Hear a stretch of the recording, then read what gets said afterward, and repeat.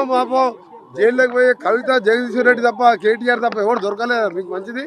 మా ముఖ్యమంత్రి గారు అయిన తర్వాత 2వ రోజే 30 లక్షల మంది ఉచితంగా మహిళలు అక్కా చెల్లెళ్ళు నవ్వుకుంటూ ఇవాళ పెళ్లిళ్ళకి పోతున్నారు, బిడ్డ ఇంటికి పోతున్నారు, దేవస్థానానికి పోతున్నారు, సంక్రాంతి పండుగ ప్రతి ఇంటికి పోయి వచ్చిండ్రు. 30 లక్షల ప్రతిరోజు 11 కోట్ల బర్డెన్, ప్రతిరోజు 10 లక్షల రూపాయలు 10 కోట్ల రూపాయలు భారంగా భావిస్తలేం మేము. మాకు ఇవాళ మా అక్కా చెల్లె పేదవాళ్లకు ఇవాళ నెలకు 200-300 రూపాయలు మిగిలిస్తున్నాం. ఆరోగ్యశ్రీ 10 లక్షలకు పెంచినాం.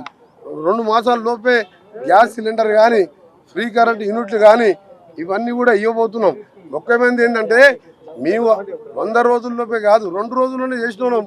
ఇవన్నీ కూడా వారం రోజులు చేస్తుండే. కానీ మా కర్మ గవర్నమెంట్ వచ్చిన మొదటి క్యాబినెట్లో ప్రభాకర్ రావు అనే 82 ఏళ్ళ ముసలా యంగ్ యువకుని పెట్టుకొని 70,000 కోట్ల రూపాయల నష్టాల బారుపడి యాదాద్రి భద్రాద్రి ఛత్తీస్గఢ్ కరెంట్లో కొనుగోలులో ప్లాంట్ నిర్మాణంలో నామినేషన్ బేసిస్ మీద 70,000 కోట్లు నష్టాల పరిచిన ఆ పెద్ద మనిషి మీటింగ్ ముఖ్యమంత్రి గారు పిలిస్తే కూడా రాకుండా తప్పిపోయాను. ఏడ దాచుకున్న పోలీసు వాళ్ళు వయసును చూడరు. 9 ఏళ్ళని అరెస్ట్ చేసి జైలు వేస్తారు.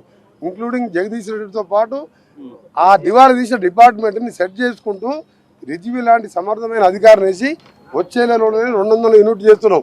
ఇంకొకటి ఏంటంటే ఫ్రీ కరెంటు వెంకరెడ్డి గారు అన్నారు ఆయన దగ్గరికి పోండి అని చెప్తున్నారు కదా.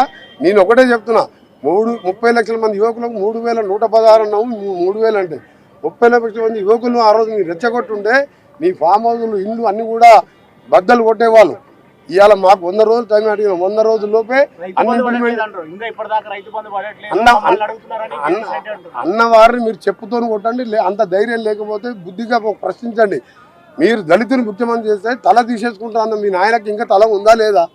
డబుల్ బెడ్రూమ్ కడితే అల్లుడు బిడ్డ వచ్చే మంచి వాళ్ళకు సపరేట్ బెడ్రూమ్ అన్నాం, డైనింగ్ హాల్ అన్నాం, పెద్ద మొత్తం కళలు చూపించినాం. ఒక్క ఇల్లు కట్టలేదు ఊళ్ళల్లో, ఒక రేషన్ కార్డు ఇవ్వలేదు. ఏ ముఖం పెట్టుకొని కాంగ్రెస్ ప్రశ్నిస్తున్నారు? మేము మాట్లాడాలంటే వాళ్ళకంటే